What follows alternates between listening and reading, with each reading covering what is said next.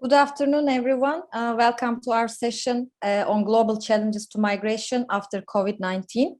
Our session today derives from the work carried out in the Task Force 10 on migration within the framework of the Think 20, Italy 2021. And our time is very limited, so I will immediately delve into what our task force and today's session focus on and what our departure point has been for the task force as well as for today's discussion. Our departure has been coming from the fact that migration is a complex and multifaceted phenomenon, and it is highly interconnected with many other policy issues tackled by the T20 process as well as this summit, such as sustainable development, climate, global health, just to name a few.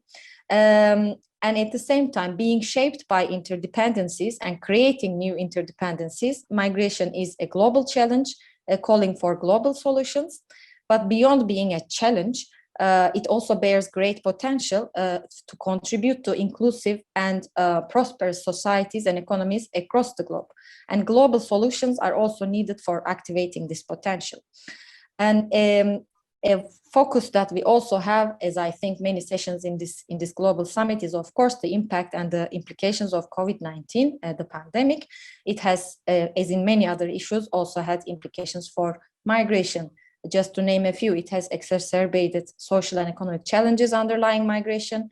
It has put a spotlight on the importance of inclusive social protection and health systems, not only for the well-being of the vulnerable groups, but for the society at large.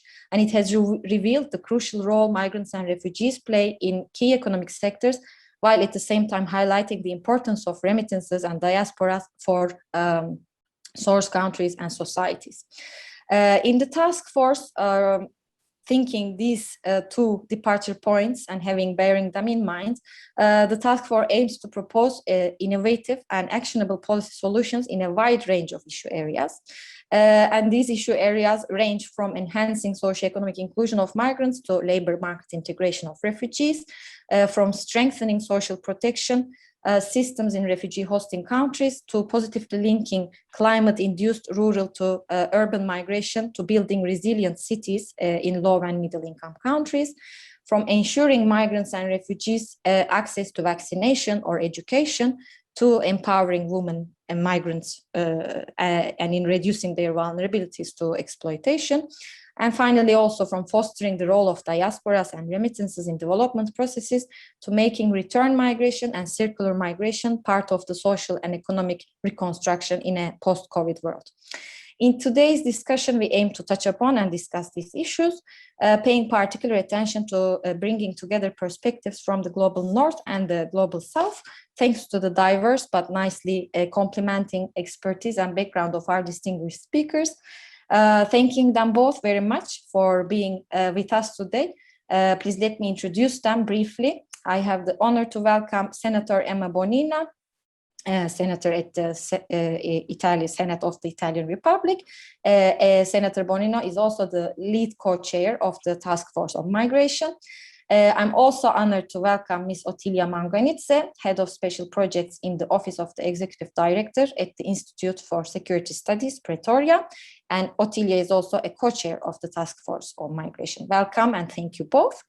To the audience, I thank you all, and I just remind you our time is limited, and so please, if you have, we will do our best to take some questions from the audience. So if you have questions, please pose them in the chat function already before the very brief question and answer session starts. And also let me remind you that there will be a discussion group after the session once the session finishes for a follow-up conversation that can continue there. And without further ado, let me dive straight into the first question we want to tackle today, addressed to both our speakers. Drawing on the lessons learned during the pandemic, what would you say, Senator Bonino, and I will then pose the same question to Ottilia, is the way forward for ensuring inclusive social protection systems and improving migrants, asylum seekers and refugees access to basic rights and services, especially in health and education? Thank you very much. Floor is yours. Yes, thank you, Hasli. It's a very big question, and you will. I do apologize if, to explain my thinking, I will refer mostly to the Italian situation, not only to be concrete, but also because it's the situation that I know better than any other in the so-called North. I don't think it's very different from other places, but I will refer to the Italian experiences exactly because I know more. I think that the first question for us is the question of more or less 500,000 migrants, not regular. The one who are here, they work in the black labor market. There are no rights for them. And so the situation during the COVID is getting worse and worse because these people are technically non-existent. In reality, they are there. You can see there in the street or in the center, etc. But definitely, they have not been treated equally compared to the Italians or even regular migrants who, well, it has been difficult anyhow, but in any case, now the campaign for vaccination is going a little bit more quick, even if it started a little bit confused and slow. But these 500,000 more or less people are out of the scope. They cannot show up themselves at the center for vaccination because they have no paper. They are inexistent. This is a big, big problem. Not only in the question of possible contagion, etc., but in the question of the future. These 500 people, more or less, who cannot be turned back to their country of origin and will stay with us, but there is no political will, even the contrary, to make them regular, even if the labor market needs them badly, particularly in agriculture, home care, construction, etc., etc. So for me, the access to COVID remedies, etc., has a block. These people, because they don't exist, they have no right to health care.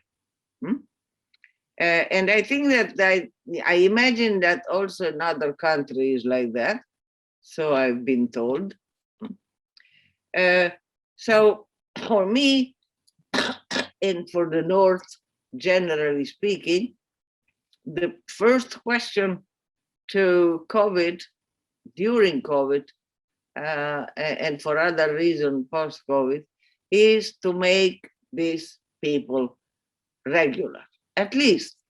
And then second step, to make them citizens. But first of all, to make them regular.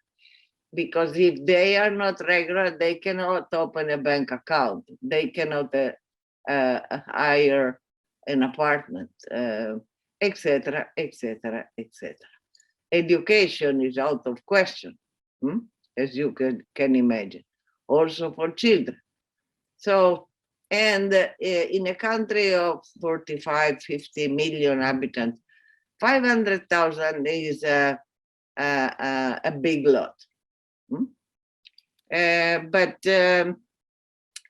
This needs not so much, but it needs a political will to go forward. It's as simple as that. And this is where I am concentrating with other friends the attention. Because then you can write a fantastic program, but they cannot work because they can't. These people cannot have a normal driving license. Nothing, but really nothing. And on top of that, and I end it here, there are cases every day more of exploitation. The last episode, which is horrifying, is that for people working in agriculture in Latina, which is a province of Rome, they were obliged to take drugs to work more. Thank you, Senator Bonino. Now we immediately, if you don't mind, I'm sorry because of the tight timing, I would like to turn to Otilia now. Otilia, the floor is yours. Thank you. Thank you very much, Leslie, and thank you to Senator Bonino for those introductory remarks in response to what I think is an extremely important question that we do have to address. Now, when Senator Bonino was speaking, she spoke about how it is important to regularize those people who are undocumented in a bid to ensure that they can be included within society, but also that they can be able, in the case of COVID-19, to get vaccinations. I'm going to take a step back and looking within the context that we have at the moment, where the pandemic is still with us, where countries are still rolling out vaccinations, is quite frankly, if anything, COVID-19 as a pandemic has taught us that there are some things that simply do not discriminate, whether on the basis of nationality or citizenship or migration status. A virus is one of those things. It means that any efforts towards addressing COVID-19 itself requires inclusive policies by definition, because it doesn't help to vaccinate only citizens or only those people whose status is regular, when the reality is, for as long as there are people who don't have access to healthcare as a result of their migration status, that they will still ensure, unfortunately, that the pandemic remains with us. So what has COVID-19 taught us that we can be able to apply generally in terms of the range of policies? It's taught us that inclusivity has to be the default pivot that we have. Whether or not a person is documented or undocumented doesn't change that. What we need to do is to be able to ensure, as the Senator says, that the majority, or if in an ideal world, that most people enter into countries following legal channels and therefore can be able to stay with those legal channels. The reality is there are barriers to entry. Even now during the pandemic, we are seeing that because the rollout rather of vaccination is quite slow, particularly in the global south, as a result of limited access, for example, that countries that are reopening their borders are primarily doing so for those people that are vaccinated. Now, we know that barriers to entry don't always mean that people won't try to access other countries. We know that where visa restrictions are so high or difficult for people to overcome, that those that do want to cross over into their neighboring countries or their neighboring continents will then follow far more dangerous routes to do that. In recent work that we've done at the Institute for Security Studies, looking particularly at migration out of the Horn of Africa towards the Middle East, we see a revolving door, but a revolving door, unfortunately, of criminality. So people who are unable to go to the Gulf states legally following smuggling, and unfortunately some of them trafficked to those countries, now being deported and sent back home on even more dangerous routes. The question we need to ask ourselves is, how do we ensure that where there is migration, that it is done through legal channels, and that we focus on encouraging legal migration and legal pathways, and ultimately, Asli, in response to how do we ensure that the human rights of migrants are as equally protected, it almost goes without saying, but it's a recognition of the universality of, at the very least, socio-political and civil rights. Thank you very much, Ottilia, definitely. And actually with this link to legal migration and legal pathways to enter, to be able to have legal status, this actually leads me also nicely to my second question, again addressed to both of you. We are talking all about after the COVID, after the pandemic, in the post-COVID world, to try to build, at least to build differently, not building back, but building differently. And actually in line with the central theme of the Global Summit, which is the great realignment, making social and economic prosperity to recouple, how do you think what are the ways forward to positively link migration, different versions of migration, return, circular migration, diasporas, remittances, legal migration, with an inclusive, people-centered and sustainable recovery and reconstruction process, and this building differently that we imagine about? Thank you. First, let's continue with Ottilia, and then I will turn to Senator Bonino. Thank you. Thank you very much, Asli, for that question. I'll start with issues of remittances and the role of the diaspora, particularly in sending countries, and how that can be encouraged or leveraged post-COVID-19. Because of the socioeconomic impact that COVID-19 has had, particularly strongest felt in developing nations, we've actually seen an increase in terms of remittances coming back home.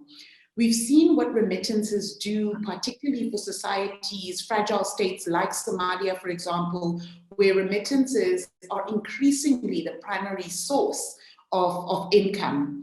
That area has to, in the one hand, in line with what Senator Bonino was saying, needs to be regularized and regulated in a way that allows it to be central to the economy. When it comes to issues around allowing for better and informed legal pathways, both for, and I speak here with the work that we do on the African continent, but also in reflecting between the relationship between Africa and Europe, there has to be a pragmatic and honest conversation around what skills and what labor is actually required in receiving countries, both on the African continent, but also in Europe. Quite frankly, using the example here of South Africa, we have looked at the list of what is considered to be critical skills, and these don't include nor recognize, for example, people that are needed to build and construct roads, cities, highways, to be able to ensure socioeconomic reconstruction that is required. And so there has to be a re-looking at what is considered to be the required skills in particular economies. Now, South Africa is the African member state at the moment at the G20. And so this opens an opportunity, at least from an African perspective, to be able to lead in crafting policies that are inclusive, but that also recognize what an economy needs. Likewise, for the European and Asian countries that are part of the G20, there has to be that internal reflection first before going externally. My final point, Asli, is about ensuring, now that people are starting to travel, that efforts towards access to visas is enhanced and improved. Ultimately, and this is based on research that we've done, people would prefer to follow legal channels if they can. If they can't, Here we are, people follow illegal channels, they're undocumented, and the result is we have enhanced criminality and socioeconomic issues that we ultimately are trying to prevent. Thank you, Otilia. Thank you very much. Before I turn to Senator Bonino, I would like to remind our audiences to pose questions if they have questions in the chat function, so that we can, after Senator Bonino's contribution, we can perhaps pick one or two of them. Senator Bonino, the floor is yours. How to positively link migration to building better and building differently this time after COVID? I think, again, that the first step is to recognize that people move since the beginning of humanity. People are not trees with roots, etc. People are like fish. They move for many reasons. Out of choice, maybe, but to look for better life. This is our Italian history, for instance. By millions, millions and millions, they moved in between the two world wars, exactly in the States or Argentina, or as far as Australia, for example, Brazil, everywhere. But first, to me, is to recognize that this is a structural way of living for many, many people in all countries. So it's not an emergency that has to be stopped, quote unquote. It's a natural phenomenon that needs some rules and some regulation. But let's stop it with the idea we have to stop migration, we will send everybody back, etc., etc., etc. If you recognize that this is the way the world goes since the beginning of humanity, I think that there is no miracle solution. This I understand. But there are many things that can be done to foster integration. And I'm very happy that you are stressing, as I've been doing alone for many times, the question of remittances. I think that people, generally speaking, are not aware of the amount of these remittances, which is much more than any fund for cooperation and development and so on and so forth. And because the bank interest or the regular people, normally these remittances are practiced in a sort of black channel, let's say. So the bank interest, for instance, is really very, very high. If you are irregular, you cannot have access in any case. So it goes, let's say, in a way that is not profitable, neither for them nor for us. And normally the question of remittances is forgotten. People don't care about. And for me, it is a very important link between the country of origin and country of receiving. So I would like that our paper would really underline this question and underline also the other thing that we forget completely, which is demography. Now, Europe is an old continent, becoming older and older. Africa is a kindergarten for many reasons. I don't want to discuss the reason, but I take the statistic.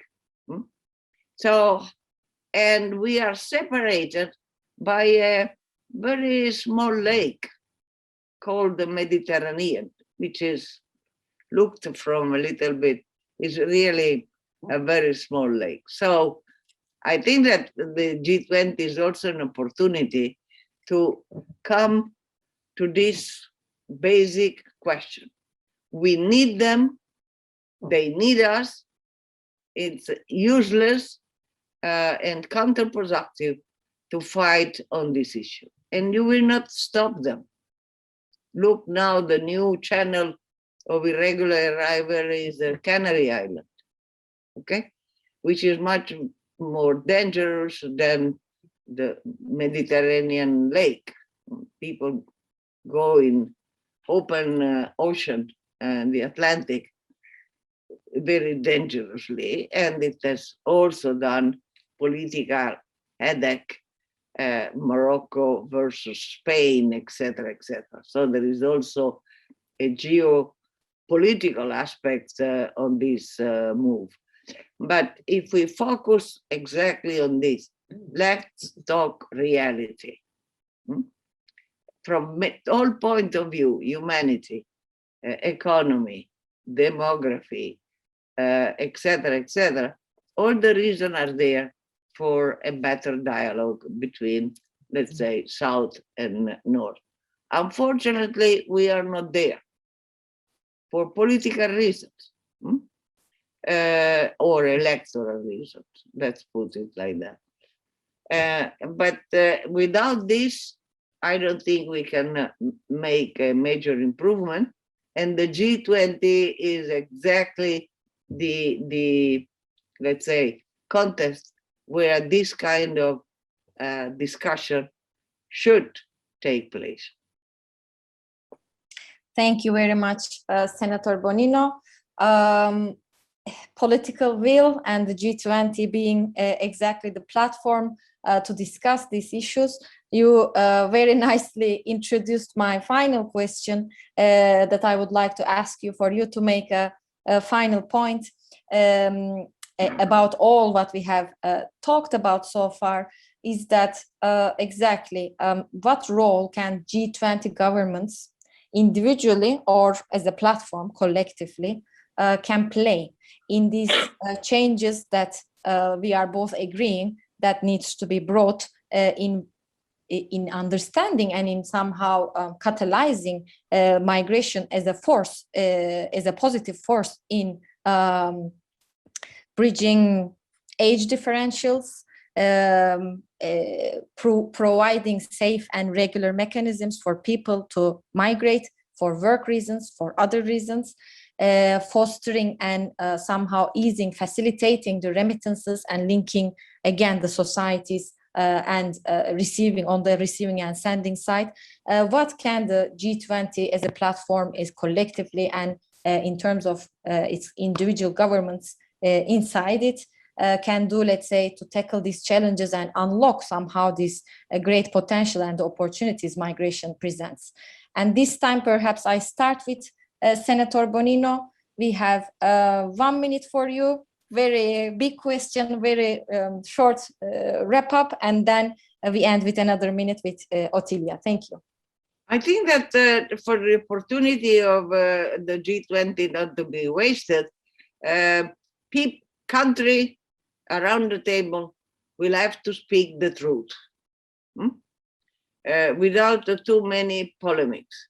We have to recognize that we need them. They have to recognize that, etc., etc. Because otherwise, if we continue in this hypocritical atmosphere by which we don't want them, and the other, you have been robbing us since ever, and now it's our, we go nowhere. So what I would really pledge to the head of government around the table to speak the truth. And from that platform, speak to public opinion. Thank you very much. Great and concise point, definitely. Ottilia. Thank you, Asli. I think Senator Bonino has said it all. It's about having honest conversations, both at national level, but with each other as well. And I think the G20, but also other fora where migration is discussed are good places to have these conversations. But perhaps most importantly, beyond having conversations about migration alone, if anything, the conversation that we've had today highlights how integrated and interconnected issues of migration are with socioeconomics and politics. So these conversations should not be had only by people working on migration issues, but ultimately by a range of stakeholders from education, housing, development, politics and economy. They need to be in the room and they need to discuss this wholesomely and comprehensively. Thank you, Asli.